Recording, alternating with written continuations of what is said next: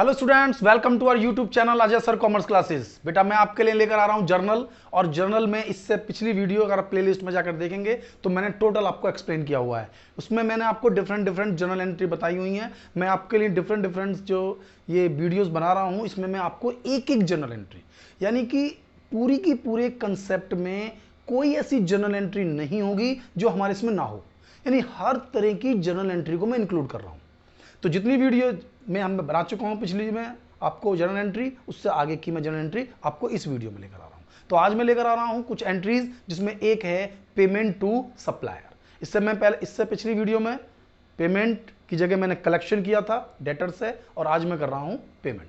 तो payment to supplier, तो अगर हम सप्लायर को पेमेंट करते हैं तो हमारे पास से पैसे का आउटफ्लो है, पैसे का आउटफ्लो। तो ध्यान देना, तो जब भी हमारे पास से पैसे का आउटफ्लो होगा तो हमारे यहां वही चीज क्रेडिट हो जाएगी।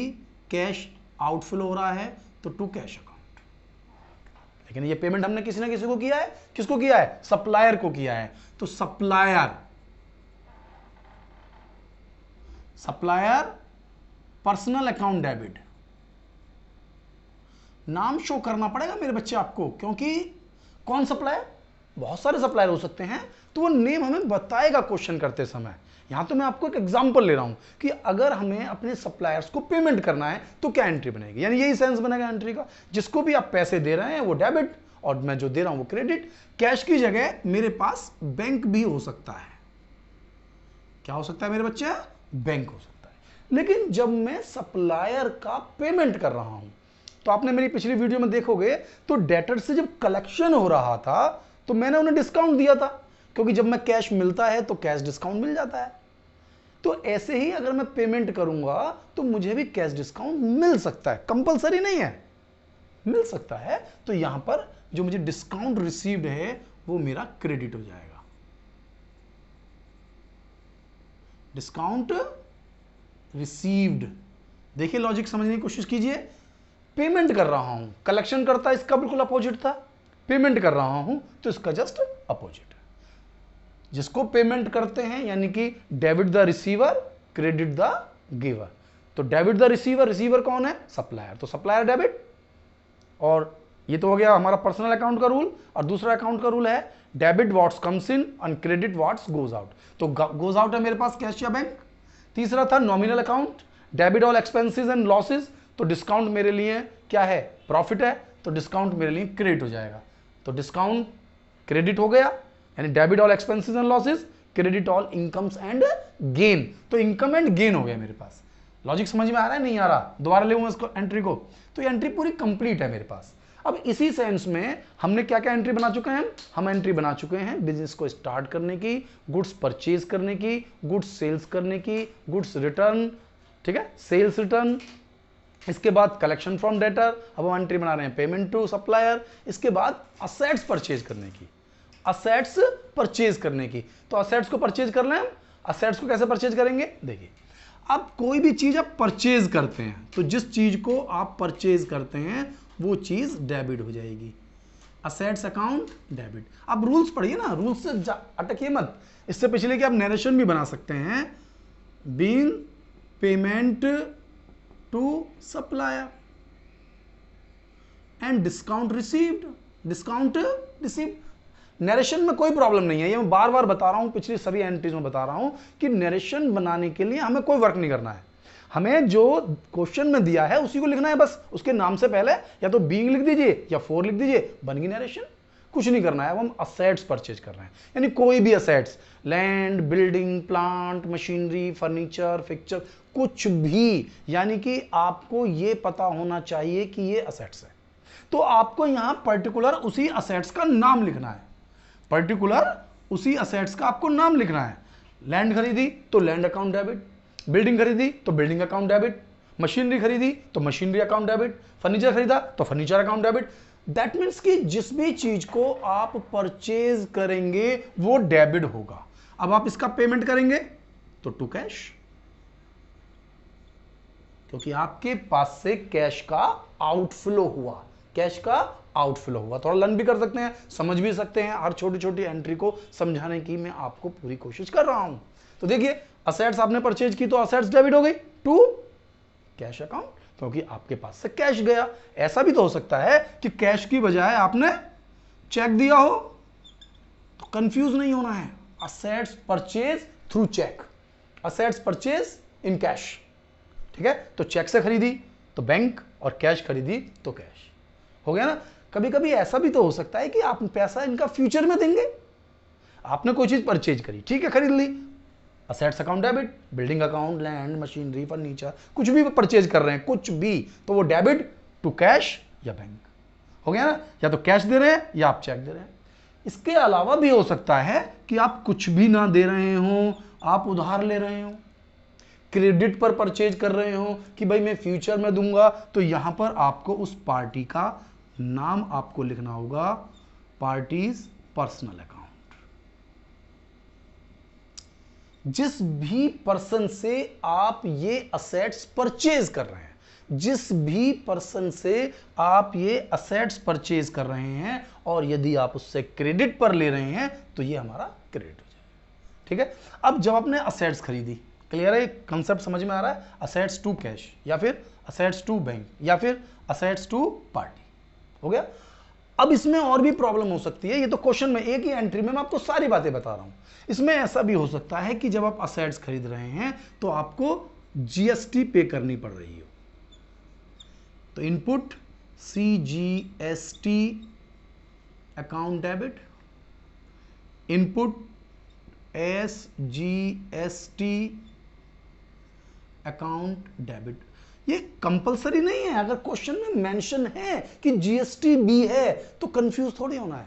भाई मैंने बिल्डिंग खरीदी 1 लाख रुपीस की, ओके, 6% जीएसटी है उसमें, CGST 6% SGST, कोई दिक्कत नहीं। तो 1 लाख रुपीस असेट्स, 6,000 तो 1,12,000 हो गए ना। तो ये 1,12,000 मुझे वेंडर को पे करने होंगे, क्योंकि वो जीएसटी गवर्नमेंट के अकाउंट में वो खुद पे करेगा। कैश दे रहा हूं तो कैश, चेक दे रहा हूं तो बैंक, और उधारी ले रहा हूं तो टू पार्टी का पर्सनल अकाउंट। अब इसमें कंफ्यूज नहीं होना है, इस एंट्री को समझिए। यानी क्या नरेशन है, क्वेश्चन में देगा वो, बीइंग, क्या खरीदा आपने, लैंड, बिल्डिंग, मशीनरी, फर्नीचर, तो जो भी आपने खरीदा टू परचेज। हो गया। क्या प्रॉब्लम है। अब इसमें एक चीज और समझ लीजिए, और वो चीज है इसके एक्सपेंसेस। इसके एक्सपेंसेस, जैसे कि आप कोई असेट्स खरीदते हैं, आप कोई भी असेट्स परचेज करते हैं, जैसे आप घर के लिए जनरेटर ले लीजिए, तो जब आप जनरेटर परचेज करते हैं तो वो जनरेटर आप कहां रखेंगे, तो उस जनरेटर के लिए आप पूरी व्यवस्था बनाएंगे, उसको बाहर, घर के बाहर रखेंगे, तो उसके लिए प्रॉपर जाल वाल बनाएंगे ना।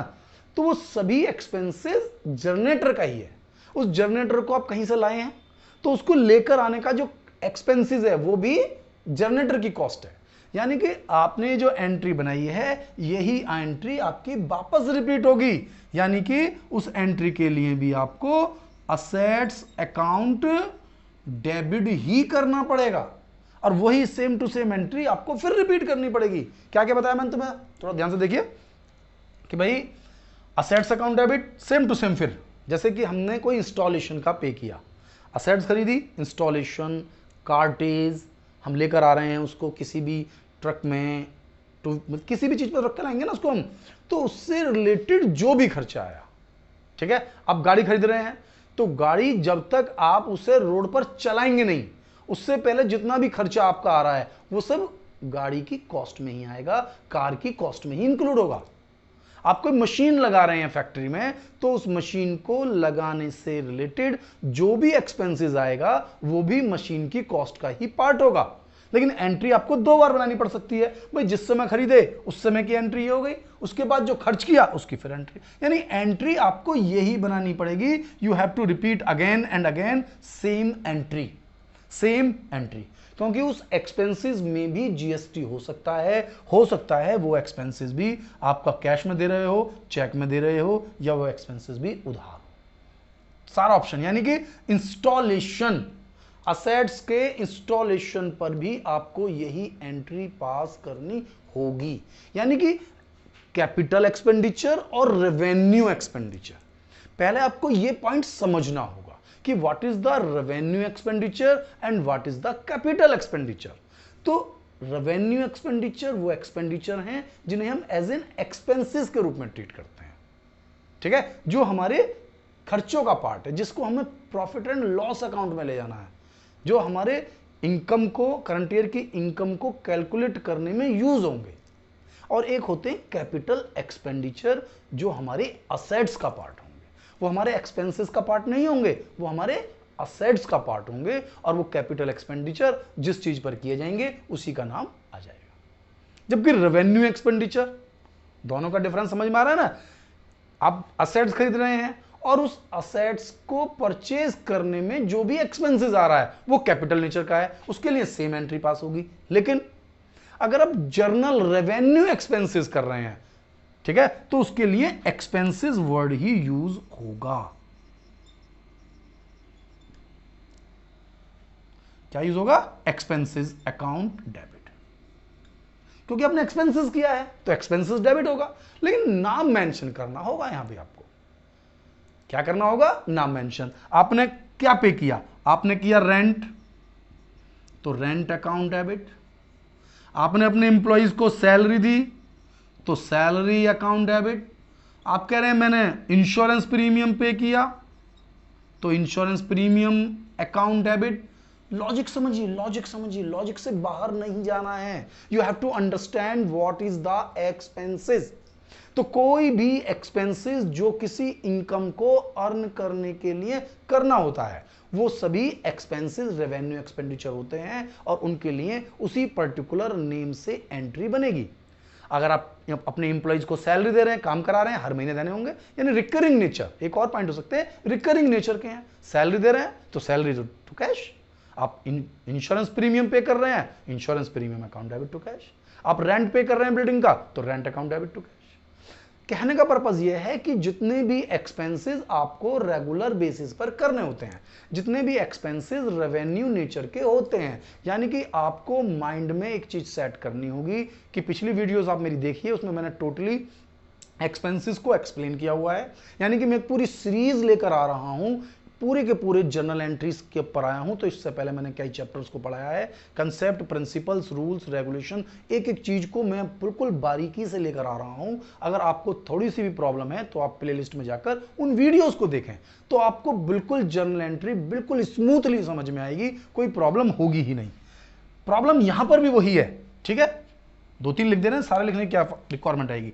तो टू कैश, अगर आप इन एक्सपेंसेस को कैश में पे करते हैं, और अगर आप चेक देते हैं तो टू बैंक, और अगर आप इन एक्सपेंसेस को पे नहीं करते तो हम इसे कहते हैं आउटस्टैंडिंग एक्सपेंसेस। यानी कि अब आपको एक टर्म और समझ में आनी चाहिए, आउटस्टैंडिंग एक्सपेंसेस। आपने काम करा लिया, पेमेंट नहीं किया है, तो आपको पेमेंट करना है। तो पेमेंट कैसे करेंगे आप? पेमेंट तो करेंगे नहीं करेंगे, या पेमेंट ही नहीं करेंगे तो पेमेंट नहीं, एक्सपेंसेस तो हो गया, रेंट तो हो गया, पूरे मंथ आपने शॉप में रहे हैं, शॉप करी आपने, लेकिन उसका रेंट आपने पे नहीं किया, एक्सपेंसेस हो चुका है। आउटस्टैंडिंग एक्सपेंसेस मींस एक्सपेंसेस तो इनकर्ड हो चुका है, लेकिन आपने अभी तक पेमेंट नहीं किया है। तो जब भी आप पेमेंट नहीं करते हैं तो मैं लिख देता हूं नाम, यहां मैं पर्टिकुलर पार्टी का पर्सनल अकाउंट लिख देता हूं, ठीक है ना। तो ये आउटस्टैंडिंग एक्सपेंसेस भी रिप्रेजेंटेटिव पर्सनल अकाउंट का पार्ट है। तो इसको मेरी पिछली वीडियोस में देखेंगे तो आपको समझ में आ जाएगा, मैंने लाइव सेशन में भी बताया था इसको। तो आपको समझना है कि हमारे पास की आउटस्टैंडिंग एक्सपेंसेस क्या है। क्लियर हो गया ना? आउटस्टैंडिंग एक्सपेंसेस, एक्सपेंसेस इनकर्ड है बट आपने पे नहीं किया है, तो एक्सपेंसेस तो हमेशा डेबिट होना है।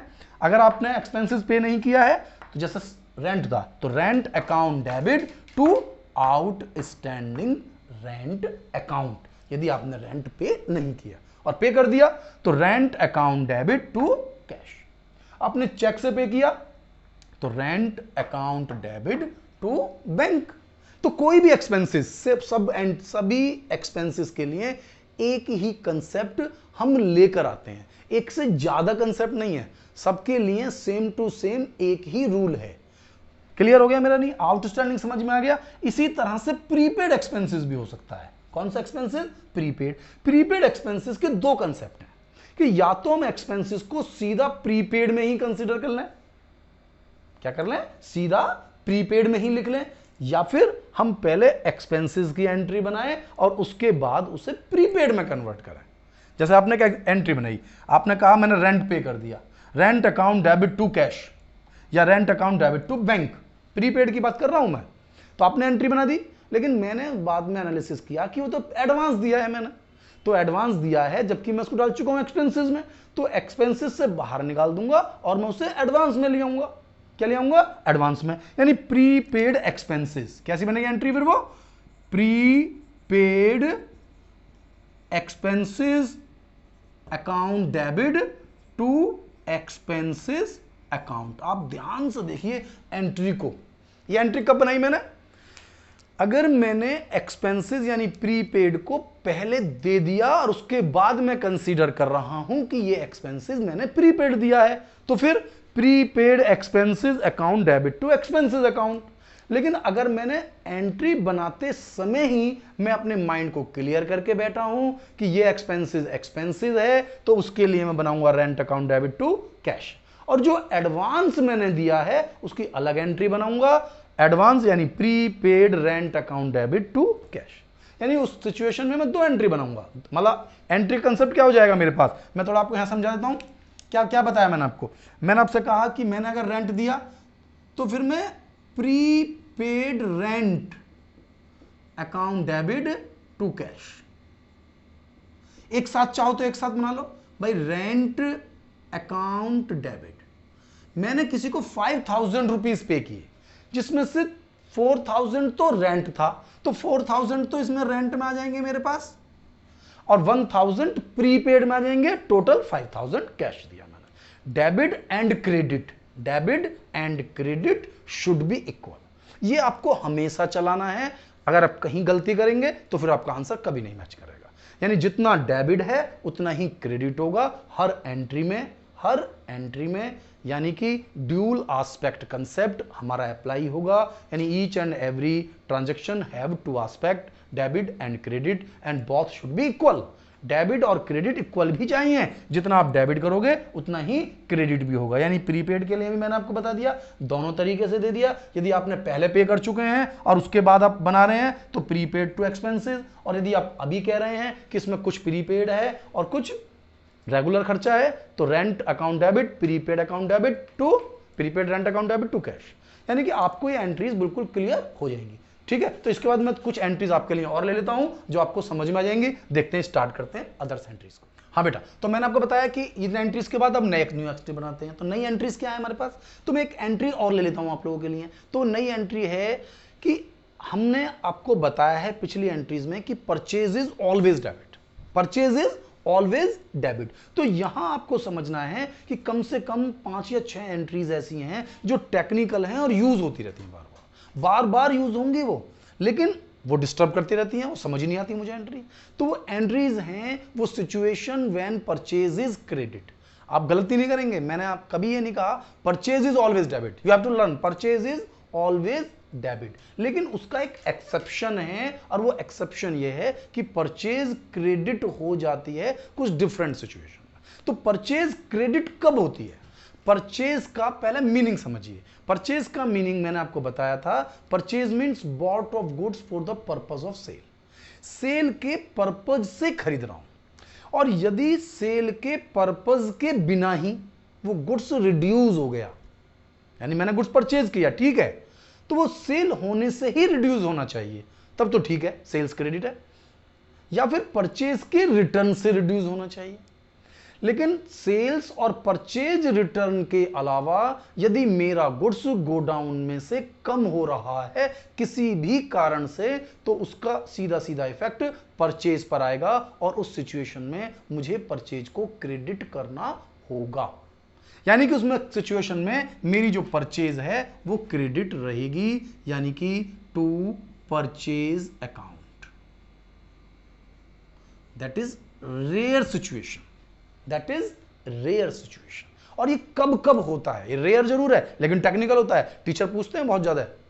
11th में जब आप यूनिट टेस्ट दे रहे होंगे, जब भी आपके जनरल चल रहा होगा, तो इससे रिलेटेड 2-3 एंट्रीज पूछेंगे, एक नहीं पूछेंगे, 2-3 एंट्रीज। यानी कि ये तो आपको प्रॉपरली क्लियर होना ही चाहिए, ठीक है। या थियोरेटिकली पूछूं, whenever the purchase is credit, तो purchase is credit whenever the goods reduce without selling और रिटर्न ऑफ गुड्स।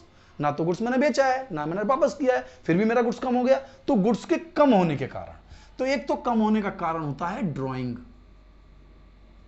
यानी कि जो ओनर है, समझ रहे हैं मेरी बात बेटा, ओनर गुड्स को विड्रॉ करके ले गया, ओनर गुड्स को विड्रॉ करके ले गया। तो जब ओनर गुड्स को विड्रॉ करके लेगा तो मैंने सेल भी नहीं किया उसको। ऐसा नहीं कि अपने मालिक को आप सेल करेंगे तो वो सेल कंसीडर नहीं होगा, वो गुड्स चला गया, कम हो गया, तो वो कॉस्ट की वैल्यू में ही कम होगा। तो ऐसी सिचुएशन में drawing account debit to purchase, drawing account debit to purchase ही कंसीडर होगा। समझ रहे ना? यानी कि ऑनर ने, मतलब रेडीमेड गारमेंट की शॉप है, उसने 4 शर्ट खरीदी, एक उसका बेटा ले गया निकाल कर, तो वो जो एक शर्ट उसका बेटा निकाल कर ले गया तो वो ड्राइंग है, ड्राइंग्स ऑफ गुड्स, तो वो drawing account debit to purchase. इसके अलावा गुड्स खत्म हो जाता है, कैसे? थेफ्ट हो गया, चोरी हो गई। क्या हो गया मेरा बच्चा? थेफ्ट। तो ये भी मैंने बेचा नहीं, तो theft account debit to purchase. Pilferage, समझते हैं पिलफ्रेज क्या होता है? थेफ्ट तो होता है मेरे पीछे से चुरा के ले गया, कोई चुपचाप निकाल के ले गया। पिलफ्रेज मेरे सामने के सामने से गायब हो गया, मेरे सामने के सामने से, सामने के सामने बैठा हूं, खड़ा हूं और गायब हो गया। और चोरी क्या होती है? दुकान बंद थी, पीछे से कोई तोड़ के ले गया। तो दोनों समझिए, पिलफ्रेज जिसको कहते हैं उठाईगिरी, चोरी उठाईगिरी, ठीक है। इसके अलावा डोनेशन दे दी। हाँ बेटा, दे सकते हैं डोनेशन, नहीं दे सकते हैं? भिखारी आते हैं, हमने किसी को डोनेट कर दिया कुछ गुड्स, तो बेचा तो नहीं है, फिर भी गुड्स कम हो गया, तो फिर वो डोनेशन। ये चैरिटी में दे दिया किसी को, चैरिटी डोनेशन नियर अबाउट एक ही बात है, लेकिन आप समझ लीजिए, चैरिटी में दे दिया किसी को, गुड्स तो कम हो गया ना, आग लग गई गोडाउन में, गुड्स खत्म हो गया, किससे कम हो सकता है? Loss by fire account debit. भाई बहुत सारे तरीके हैं, मैंने लॉस बाय फायर लिखा है, बहुत सारे लिख सकते हैं ना, पिलफ्रेज, थेफ्ट, स्पॉइलेज। जरूरी आग लगने से ही नुकसान हुआ हो, किसी और तरीके से नुकसान हो गया हो, यानी कि गुड्स रिड्यूस हुआ है और मैंने सेल भी नहीं किया है, और फिर भी गुड्स रिड्यूस हुआ है, तो परचेज क्रेडिट होगी और वो पर्टिकुलर नेम डेबिट होगा। तो डिफरेंट डिफरेंट नेम मैंने बताए हैं। ऑनर निकाल के ले गया तो drawing account debit to purchase, चोरी हो गया तो theft account debit to purchase, pilferage कहेगा तो pilferage account debit to purchase, spoil हो गया गुड्स तो spoilage account debit to purchase, ठीक है ना। डोनेशन दे दी तो donation account debit to purchase, charity में दे दिया तो charity account debit to purchase, loss by fire, आग लग गई तो loss by fire account debit to purchase. अब एक चीज और देखिए, फ्री में सैंपल बांट देते हैं भाई अपने गुड्स को एडवर्टाइज करने के लिए क्या करते हैं, फ्री में सैंपल दे देते हैं। तो फ्री सैंपल लिख सकते हैं, या फिर आप उससे एडवर्टीजमेंट ही लिख सकते हैं, ठीक है। मैंने आपके लिए क्या लिखा है? Free sample account debit. Free में सैंपल दे दिया, फ्री में सैंपल में गुड्स दे दिया। बड़ी बड़ी कंपनीज अपने गुड्स को प्रमोट करने के लिए देती रहती हैं, जिससे कि कस्टमर्स को हैबिचुअल हो, उसे समझें, जाने प्रोडक्ट के बारे में। तो फ्री सैंपल दे दिया, तो गुड्स तो कम हो गया ना, गुड्स कम हो गया ना। अब मैं आपको एक और स्पेशल चीज बताने वाला हूं जो थोड़ी सी टेक्निकल है, जिसमें गुड्स रिड्यूस हुआ है और सेल भी नहीं किया है। और वो ये है कि जब मैं अपनी ही शॉप में से, अपने ही बिजनेस से कुछ गुड्स निकाल कर किसी जगह एडजस्ट कर देता हूं।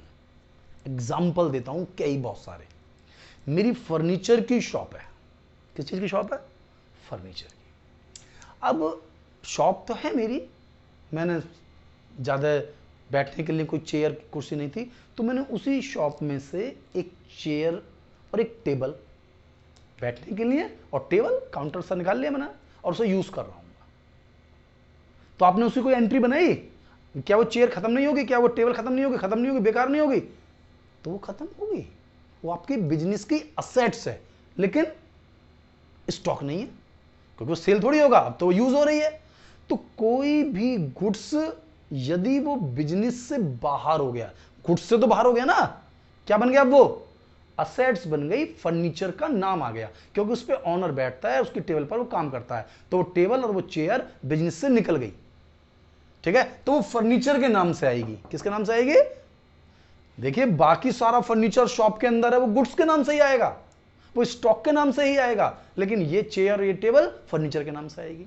चलो और एग्जांपल लेते हैं। कंस्ट्रक्शन की शॉप है मेरी, कंस्ट्रक्शन कंक्रीट बेचता हूं ना मैं, कंक्रीट सीमेंट, ठीक है। तो मेरा मन बना कि मैं अपनी शॉप के ऊपर एक रूम बनवा लूं, क्योंकि घर तो है मेरा बहुत दूर, तो वहाँ से आना होता है जाना होता है, तो कई बार प्रॉब्लम हो जाती है, कोई थकावट हो जाती है, कोई समस्या आती है, कोई गेस्ट आता है मिलने के लिए।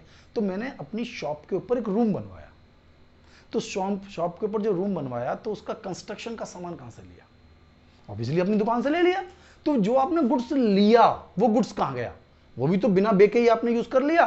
तो वो गुड्स तो वो आपके लिए एक असेट्स क्रिएट करता है। तो मैं इसलिए आपका जो नाम यूज कर रहा हूं वो असेट्स वर्ड यूज कर रहा हूं। ध्यान दे रहे हैं, असेट्स कुछ भी हो सकता है, फर्नीचर हो सकता है, वो बिल्डिंग बन गया, कुछ भी बन जाए तो वो असेट्स अकाउंट। यानी कि इस एंट्री को मैं जो आपसे कहना चाह रहा हूं थोड़ा बहुत अच्छे तरीके से समझिए।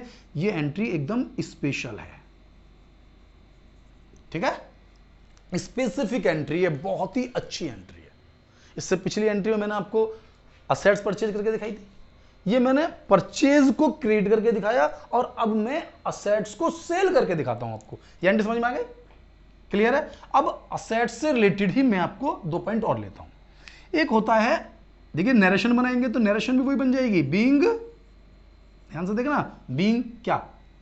Goods withdrawn by the proprietor, goods theft, goods pilferage, goods given as the donation, goods given as the charity, goods lost by fire, goods given as the free sample, being, बस being लगाना है और आपकी narration तैयार हो जाती है। तो बच्चे बहुत डरते हैं नरेशन में, एग्जाम तक में बनाकर नहीं आते मैंने बहुत बार देखा है बच्चे एग्जाम में नरेशन नहीं बना के आते, सर नरेशन ना बनाए तो कितने मार्क्स कटेंगे। दैट मीन्स बच्चों के माइंड में है ना कि वो समझ ही नहीं आ रही है। तो आपको समझना ही क्या, कुछ लिखना ही नहीं है। किसी ने एग्जाम में नरेशन को नहीं पढ़ना है, लेकिन नरेशन लिखी हुई होनी जरूर चाहिए, वरना 25% मार्क्स डिडक्ट हो जाएंगे। एंट्री की वैल्यू के 25% मार्क्स डिडक्ट हो जाएंगे। तो आपको नरेशन जरूर लिखनी है और डेट भी लिखनी है।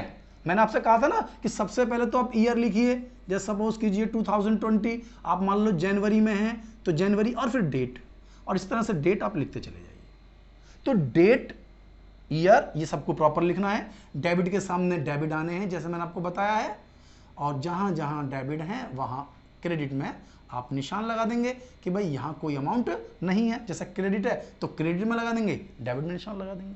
बताइए समझ में आया? अब इसी तरह से जैसे हम कोई असेट्स परचेज करते हैं तो वो असेट्स धीरे धीरे रिड्यूस हो जाती है, समाप्त हो जाती है। भाई जो आप असेट्स आज खरीद रहे हैं वो जिंदगी भर रहेगी आपके साथ। आपने कोई कार खरीदी, जिंदगी भर रहेगी, और एक पर्टिकुलर टाइम बाद वो समाप्त हो जाएगी, और फिर आपको नहीं खरीदनी पड़ेगी, पैसा कहां से आएगा?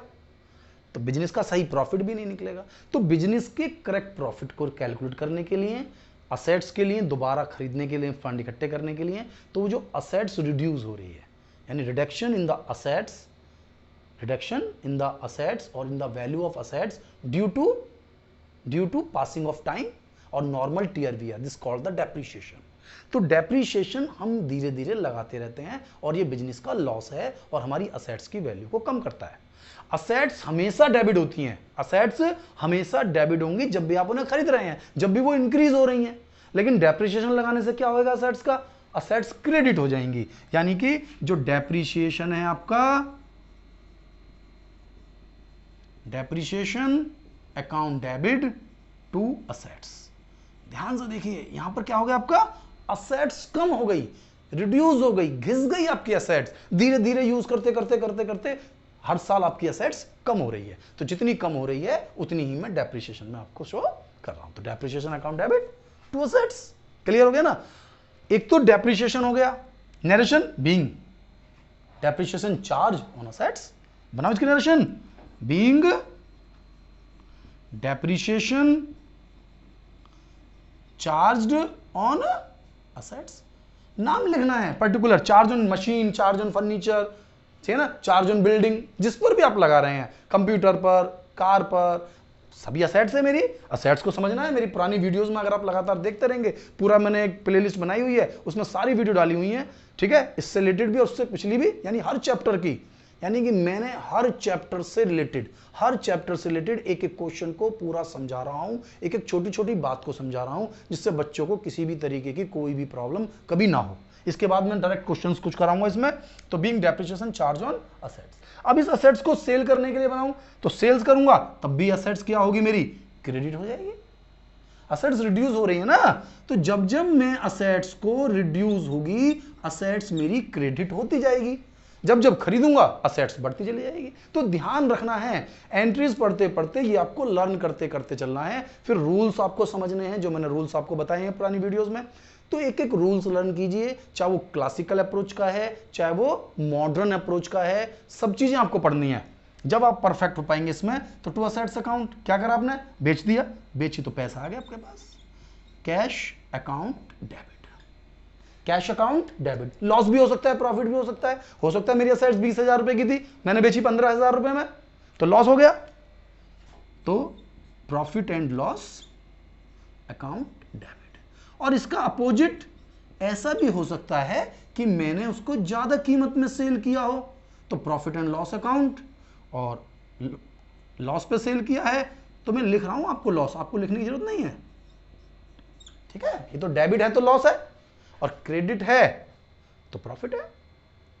तो असेट्स में सेल कर रहा हूं, असेट्स सेल कर रहा हूं, असेट्स कम हो जाएगी, पैसा आ जाएगा। तो cash account debit to assets, loss हो रहा है तो लॉस डेबिट, और प्रॉफिट हो रहा है तो प्रॉफिट क्रेडिट। तो आप मुझे बताइए कि आपको ये मेरी वीडियो कैसी लगी।